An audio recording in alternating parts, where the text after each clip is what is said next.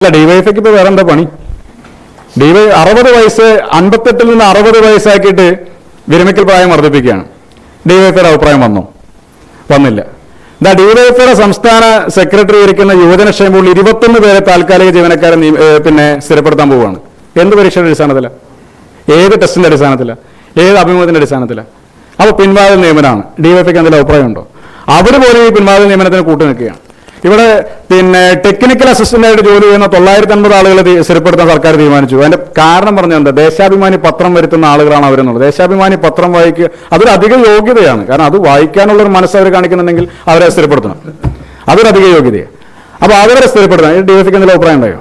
ഒരു അഭിപ്രായം ഉണ്ടായില്ല. ഞാൻ സനോജിന്റെ വസീഫിന്റെ 2 സ്റ്റേറ്റ്മെന്റ് ഈ 2 ദിവസങ്ങളിൽ കേട്ടത്, ഒന്ന്, ഇതിനേക്കാൾ വലിയ പോരായ്മ സ്വകാര്യ ആശുപത്രിയിലുണ്ട്, അപ്പോൾ ഇവിടെ പോരായ്മ ഉണ്ടെന്ന് സമ്മതിച്ചു. ഏതോ വലുതെന്നുള്ള തർക്കേ ആ ചെറുപ്പക്കാരനെ അവരെ സംബന്ധിച്ചിട്ടുള്ളൂ. ഇന്ന് കേട്ടത് യൂത്ത് കോൺഗ്രസ് ഈ സമരം നിർത്തിക്കോണം അല്ലെങ്കിൽ കാണാം. ഈ ഡിവൈഎഫ്ഐ എടുത്തിട്ടാണോ യൂത്ത് കോൺഗ്രസ് സമരം നടത്തുന്നത്?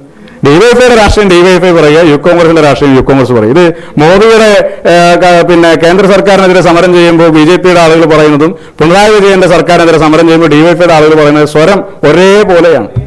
തിലകനും നമ്മുടെ മറ്റേ പഴയ മലയാള സിനിമയിലെ സൈക്കിളോട്ടി പോകുന്ന രംഗം പോലെ നമുക്കിടയ്ക്ക് ഓർമ്മ ഓരോരെ കാണുമ്പോൾ.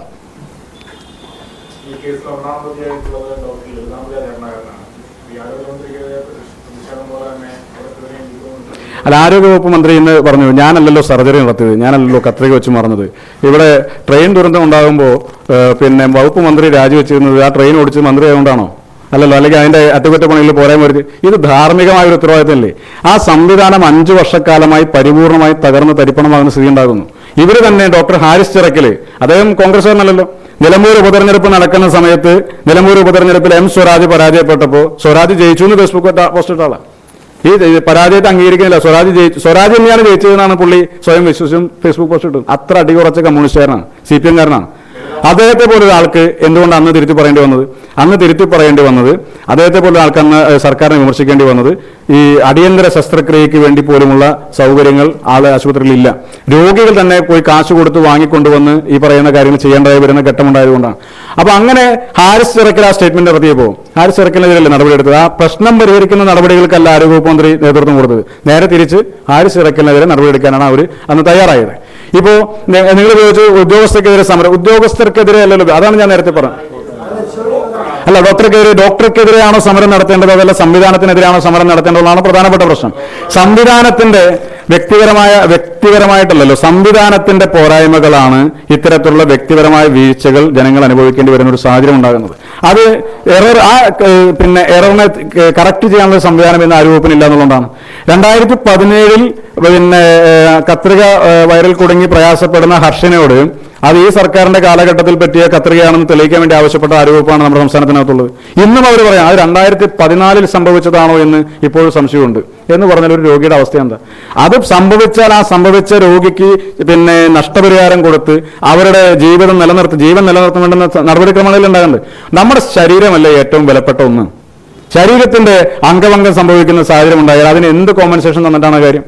അപ്പോൾ അവിടെ അത്തരത്തിൽ പരിക്ക് പറ്റുന്ന അല്ലെങ്കിൽ മെഡിക്കൽ നെഗ്ലിജൻസിന്റെ ഭാഗമായി വ്യക്തിമാകുന്ന ഒരാളോട് ഇത് ഈ സർക്കാരിന്റെ കാലഘട്ടത്തിൽ നടന്നതാണെന്ന് തെളിയിക്കാൻ വേണ്ടി ആവശ്യപ്പെട്ട ആരോഗ്യവകുപ്പിനെ സംബന്ധിച്ച് നമുക്ക് എന്താ പറയാൻ വേണ്ടി സാധിക്കുക?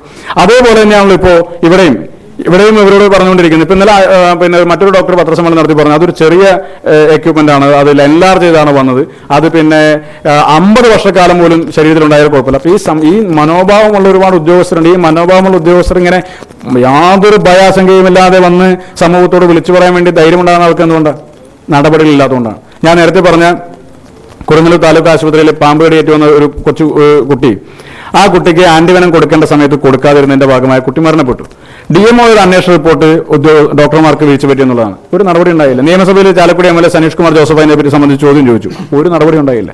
എത്ര കേസുകളിൽ നടപടി ഇല്ലാതിരിക്കുന്നു. ഇപ്പൊ നടപടികൾ ഉണ്ടാകുന്നില്ല, കറക്റ്റീവ് മെഷേഴ്സ് ഉണ്ടാകുന്നില്ല, സംവിധാനം ഇടപെടുന്നില്ല. എല്ലാം ഒരു സ്വപ്നലോകത്താണ്. മന്ത്രിമാരെല്ലാം ഏതോ സ്വപ്നലോകത്താണ്.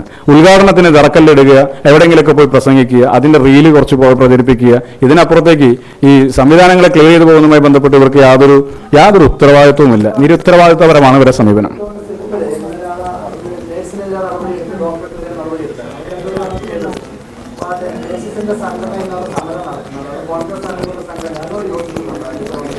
നടപടികൾ സ്വാഭാവികമായും സംവിധാനങ്ങളുടെ വീഴ്ച ഉണ്ടാകുന്ന വ്യക്തികൾക്കെതിരെ നേരത്തെ തന്നെ കാര്യക്ഷമമായ നടപടികൾ എടുക്കണം എന്നുള്ളതിനാണ് നമ്മുടെ സമീപനം. ആ നടപടികൾ ഇങ്ങനെ വീഴ്ച ഉണ്ടാകുമ്പോൾ നേഴ്സിനെതിരെ നടപടി എടുക്കുന്ന പോലെ തന്നെ ഈ വീഴ്ചയൊക്കെ ഉണ്ടാകുന്ന കാലഘട്ടത്തിൽ ആ വകുപ്പ് കൈകാര്യം ചെയ്യുന്ന മന്ത്രിയും ഒരു നടപടി എടുക്കണം. ഒരു വെള്ള പേപ്പറിൽ അവരുടെ ഒരു രാജിക്കത്ത് എഴുതി ഗവർണർമാര് കൊടുക്കാനുള്ള ഒരു മര്യാദ കൂടി അവർ കൂടി കാണിച്ചാൽ മതി. ഉത്തരവാദിത്തം എല്ലാവർക്കും കൂടിയാണ്. സിസ്റ്റം പരിപൂർണമായി ഉത്തരവാദിത്തം ഏറ്റെടുക്കണം. ഏതെങ്കിലും ഒരു കീഴ് ജീവനക്കാരുടെ തലയിൽ മാത്രം കെട്ടിവെക്കേണ്ട കാര്യങ്ങളല്ല ഇത്. അതൊന്നാണെങ്കിലും ഓക്കെ. എത്ര സംഭവങ്ങളാണ് എണ്ണി തുടക്കത്തിൽ ഞാൻ പറഞ്ഞല്ലോ. പിന്നെ ഹർഷിനയുടെ സംഭവം ഉണ്ടായി, വിനോദിനിയുടെ സംഭവം ഉണ്ടായി, ആവറിൻ ബിനോയുടെ സംഭവം ഉണ്ടായി, ബിസ്മിന്റെ സംഭവം ഉണ്ടായി വിളപ്പിൽശാല ഹോസ്പിറ്റലിൽ. അതോടൊപ്പം തന്നെ പിന്നെ നമ്മുടെ കോട്ടയത്തെ മെഡിക്കൽ കോളേജിൽ മരണപ്പെട്ട ബിന്ദുവിന്റെ സംഭവം ഉണ്ടായി. എത്ര സംഭവങ്ങളാണ്. ഈ റിപ്പോർട്ടൊക്കെ എന്ത് ചെയ്തു? ഈ റിപ്പോർട്ടെല്ലാം തന്നെ എപ്പോഴെങ്കിലും മന്ത്രി ഒന്ന് വായിച്ചു നോക്കിയിട്ടുണ്ടോ? ഏതെങ്കിലും കാര്യത്തിനെ സംബന്ധിച്ച് നടപടി എടുക്കാൻ തയ്യാറായിട്ടുണ്ടോ? അപ്പോൾ അതാണ് നമ്മുടെ പ്രധാനപ്പെട്ട പ്രശ്നം. അപ്പോൾ മന്ത്രി രാജസ്തുതിയും യൂത്ത് കോൺഗ്രസ് വിമർശനവും ഒരുപോലെ തുടരട്ടെ. യൂത്ത് കോൺഗ്രസ് സമരങ്ങൾ നിരന്തരമായി തുറന്നുകൊണ്ടേയിരിക്കും എന്നാണ് എനിക്ക് സൂചിപ്പിക്കാനുള്ളത്.